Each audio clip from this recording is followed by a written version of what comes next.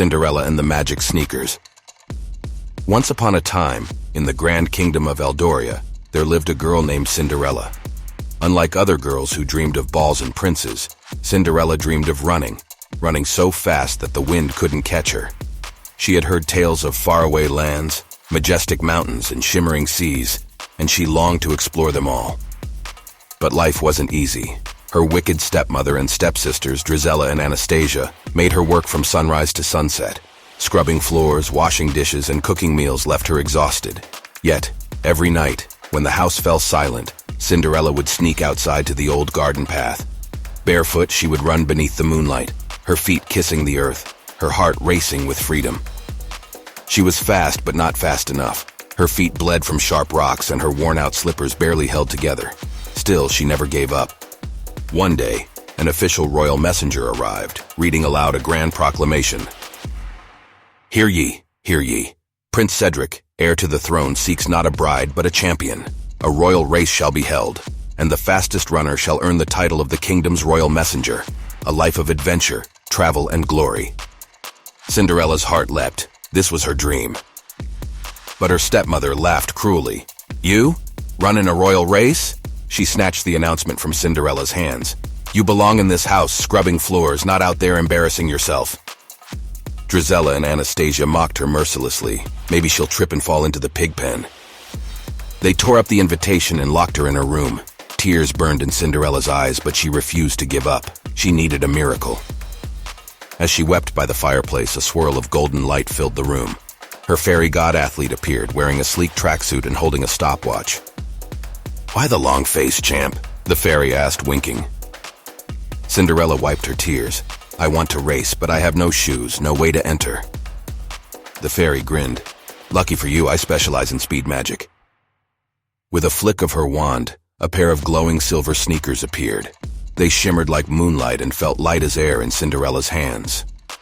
These are magic sneakers designed for speed, the fairy explained. They'll make you swift as the wind, but when the clock strikes midnight, the magic fades. Run like your dreams depend on it. Cinderella beamed with joy. The next day, the stadium was packed. Spectators cheered as runners lined up, including Drizella and Anastasia, who had entered the race to impress Prince Cedric. Cinderella arrived, her silver sneakers twinkling in the sunlight. Gasps spread through the crowd. Who is she? Someone whispered. She looks fast, said another. Prince Cedric noticed her.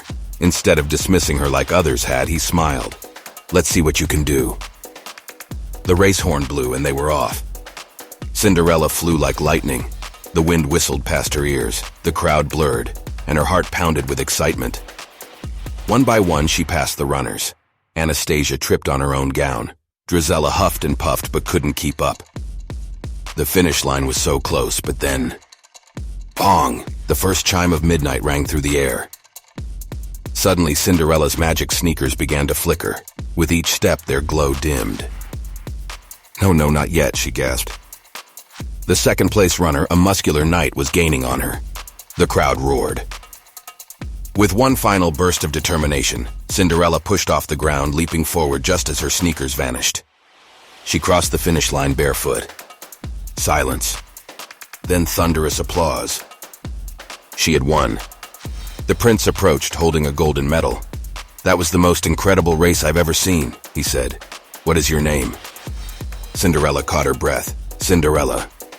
His eyes widened. The girl who cleans the castle floors. The girl who runs, she corrected with a smile. Prince Cedric grinned.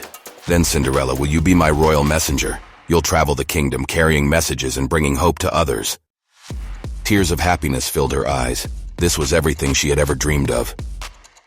She turned to look at her stepmother and stepsisters. They were fuming, their faces red with shock. Cinderella laughed. I'd love to. And so, instead of marrying a prince, she ran across the kingdom faster than ever, carrying messages, delivering dreams, and proving that a girl's future is hers to decide.